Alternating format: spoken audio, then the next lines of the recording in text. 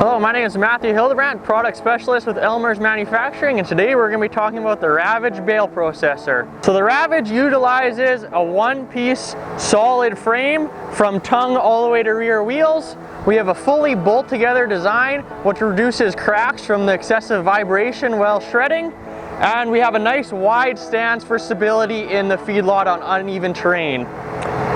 The Ravage has one-piece cast flails which utilizes 1-inch mounting hardware with a dual locking system for extra security. At the front of the Ravage, you can see that we have two solid PTOs, so we use PTOs rather than a drive belt, and two right angle gearboxes. On the front PTO there is a slip clutch rather than shear pins. If you look at the front of the machine, you can see that the front of the machine is wide open for great visibility at all angles. On this Ravage, you can shred squares and rounds without having to change anything on the machine.